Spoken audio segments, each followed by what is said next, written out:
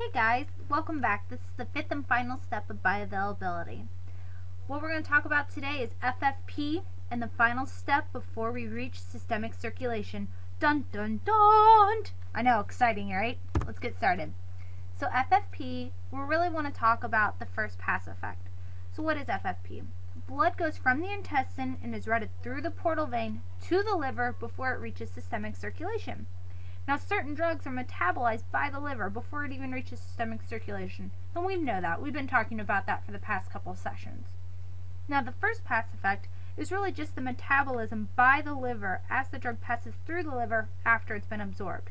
And this can significantly decrease the amount of active drug that reaches its destination. So let's just an example.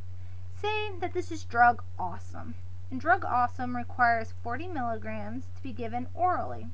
And as you can see, if we follow our path here, it is highly metabolized right here in the liver. As you can see, a lot of the drug is still right here, and not a lot of it reaches its target organ. So its bioavailability is pretty low, and we can just tell that by just looking at this picture. Which is why when we give it intravenously, it only requires a 2 milligram dose, because we're bypassing the liver.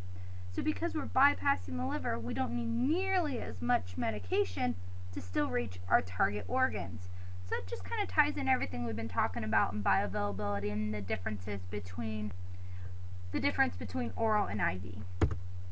Alright, so the first pass effect helps really explain the difference in dosages and how they can vary greatly between oral and IV, which we just said. However, I don't want you to think just because there's a big difference between oral and IV that it must have had a high first pass effect or it must have been really metabolized by the liver. This is just one example. Don't forget about FA and FG.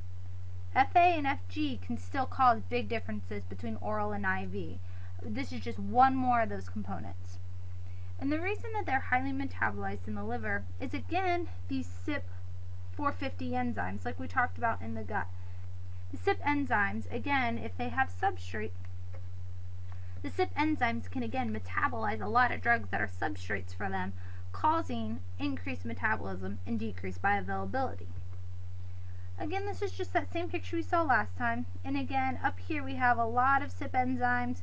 We have some of the same enzymatic effects that are trying to metabolize those drugs and be our one last step preventing a drug from reaching systemic circulation.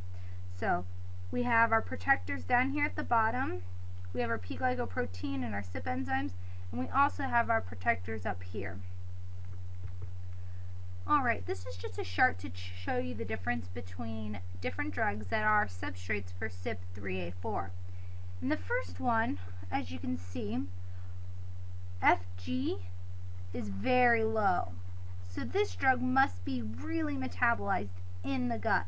But as you can see, although there are CYP enzymes in the liver, not a whole lot of metabolizing going on there. And so if you were to multiply FFP with FG times that by FA, we should get our F, which is 0.14. Alright? So let's look at the next one. Look at Lipitor. As you can see, it's fairly decently metabolized in the gut and decently metabolized in the liver also, again using CYP3A4.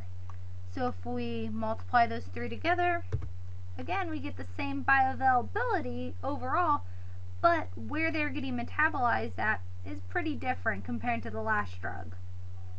And again, here's just a couple more different bioavailabilities. What I really want to focus on now is just looking at the bottom real quick. Alprazolam is a substrate for CYP3A4, but as you can see, it doesn't get metabolized a lot.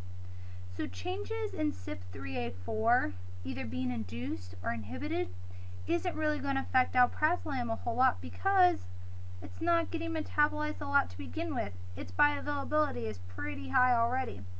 However, big changes in CYP enzymes up here for this first drug will affect its total bioavailability quite a bit. If we have an inhibitor of CYP3A4 right here in the gut, that's going to shoot FG up. If FG increases by significantly, so will our overall bioavailability. So keep that in mind. Just because just because a drug is a substrate for CYP3A4 doesn't mean that it's a substrate to the extent of every other drug that also uses CYP3A4. There are differences, and this chart kind of shows that. Alright guys, that's all I have for the liver. If you guys have any questions, let me know, and thank you again for listening. See ya!